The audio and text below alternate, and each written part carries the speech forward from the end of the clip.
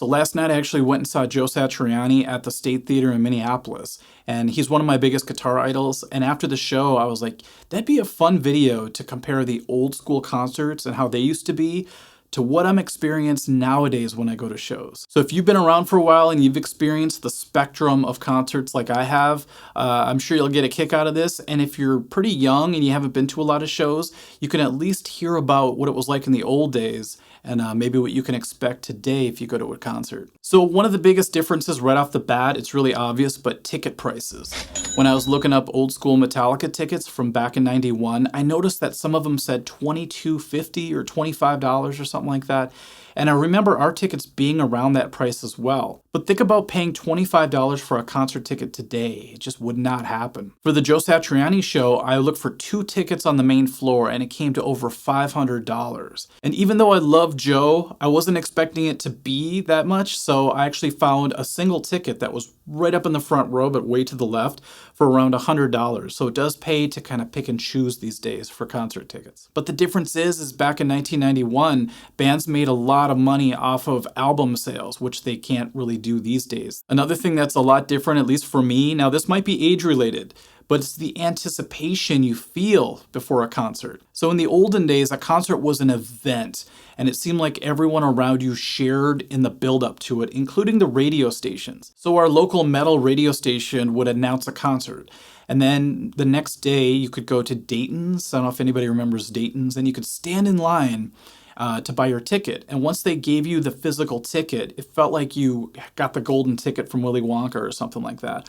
I would protect it with my life. I would keep it in my wallet. It never left my possession. And then building up to the concert, all your friends would talk about, going to the show, and the radio station would play the music of the band that was coming. And especially the day of the concert, they would sometimes play just Metallica, for example. And I recall being on the school bus, just buzzing with excitement, talking to our friends about going to the show. And we even worked out which t-shirts we were going to wear because we didn't want to wear the same shirts sitting next to each other.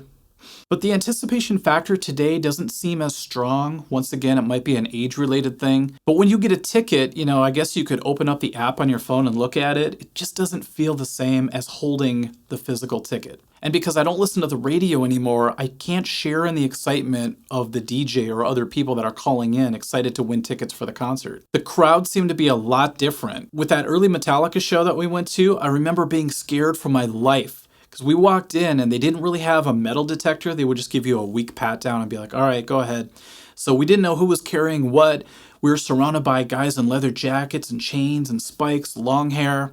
And we're these little teenagers just kind of looking around, trying not to get beat up. But there were fights that were breaking out, and people would walk by you holding beer and they would spill on you. It was just a crazy scene. We almost felt like we were walking through a prison yard or something, trying not to get killed. But nowadays, when I go to concerts, it might just be the shows I'm going to now. Because now if I go to a Metallica show, a lot of people are a lot older now. They're bringing their kids. It's a different vibe. But you walk through a metal detector, then you're kind of free to roam around. You get a hot dog and something to drink, and you take your seat. That element of danger isn't there anymore as far as I'm concerned. And then in the early days, when you did get to your seat, you didn't know when the show was going to start. For example, when we saw Metallica with Guns N' Roses, I believe Guns N' Roses was like 45 minutes to an hour late. I think Axl was still in a private plane showing up to the venue late, and we're all sitting there in our seats going, GNR, GNR, and Axl wasn't even there from what I heard. So the show start time was very sporadic, and sometimes they would throw an opening act on. You never really knew what to expect. But today it seems like if they say the show is going to start at 8 o'clock, you look at your phone, it turns to 8 o'clock, boom, the lights go down, and there's the show. It's become very predictable and very scheduled. It's so strange to see that happening these days compared to what I was used to. Of course, I have to talk about the technology aspect of everything. I'm not going to drone on about it too long about kids these days and their phones and all that stuff. But in the old days, when you watched a concert, you didn't have anything to hold in front of you. All your attention was pointed at the stage. For the most part, you watched the show, you absorbed it, and I still think that I can remember so many details about older concerts because of that fact. And I wouldn't trade that for anything. I don't care that I can't, find old footage of Metallica on my phone. I'm glad I was actually paying attention at the concert, and it's all in here still. Besides the phone aspect of things, technology, having the internet, having the ability to watch the band almost in real time during their tour kind of takes away from the mystery of it all. In 1991, you really didn't know what to expect, so you'd show up and everything was such a big surprise.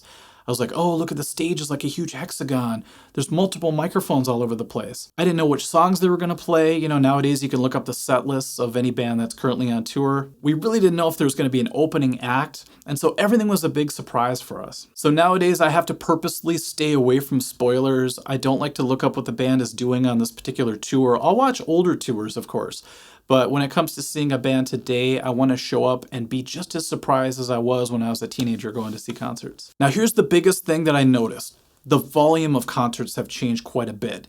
At that Metallica show, the drum tech came out before the band came out, and he hit the kick drum, and it was like an explosion went off. We all jumped. It felt like somebody kicked us in the chest or the stomach. We looked at each other like, oh my God, if just the kick drum is that loud, what's it going to be like when the whole band comes out? And they came out and it was this sonic assault. It felt like every cell in my body was vibrating. I just couldn't believe the sensation. And so I really felt like I was part of the show. Not only was I hearing and seeing my favorite band, but I was feeling it in my entire body. It was incredible. And so I have to admit something, and it's kind of embarrassing. Because I have that standard of old school concerts in me, when I went to see Joe the other night, the first thing I noticed is that it felt really weak, and I thought it was because I was way up front and the main PA speakers were above me.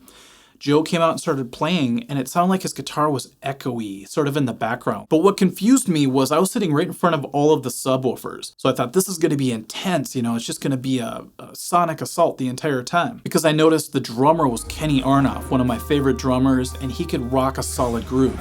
And so when he started to play, and I couldn't feel the kick drum or the snare, I just couldn't feel the power of his playing, I got way bummed out. But I hate to say this, but 3/4 of the way through the show, I actually got up and left. And when things don't feel right and I'm not getting the full experience of the show, I don't want to be left with a bummer of a feeling. So sometimes I'll leave early just so that I could take the good memories that I did get from the show, like seeing Joe Satriani for the first time and watching Kenny Aronoff play drums, and just leave with that feeling instead of being there the whole time going, oh man, I wish I could really feel the kick drum during Surfing with the Alien. Another thing that's changed quite drastically actually are the lights at a concert, so the stage lighting. We used to have the old cans with the bulbs and the gels, and they looked really great. They always made things look so vivid and larger than life. But it came at quite a price.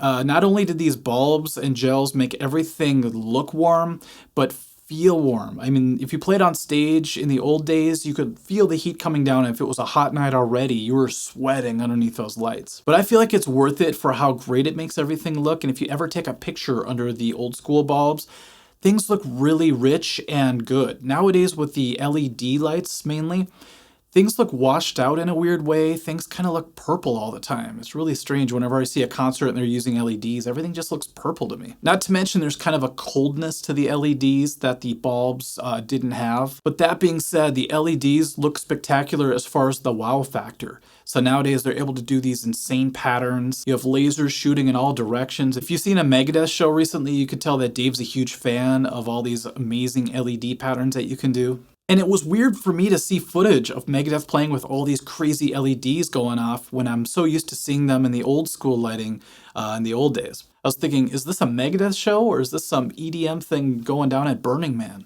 And the last difference I'll talk about is the post-gig impact. So after a concert when I was younger, I remember thinking about it for weeks afterwards. It's like the concert would resonate in our minds and our souls for a long time after it was done. And the reason I always bring up that Metallica concert is because my whole metal band was there and it really inspired us to want to do that. So it really pushed us towards our goals. But nowadays I go to a show and I don't know if it's because I come back home and I watch clips from other concerts that they did recently. It just all seems to wash together, but it just doesn't have that same staying power as the old school concerts did. And of course, there are many other factors. Now that I'm older, I have a lot of other things that I'm doing. I'm not just sitting around thinking about concerts all day anymore. But overall, it's kind of a bummer that when I see a concert today, it doesn't impact me in the same way as the earlier concerts did. But like I said, there are a lot of factors that we talked about today that caused that. So in the comments section, let me know if your experience is the same, if you've seen a lot of concerts, if I forgot about anything as far as comparing the old school shows to today, and I'll be really interested in reading about it. Okay, everyone, this is a really fun video to make. Hopefully you had fun watching it, and we'll catch you at the next one. Okay, bye-bye.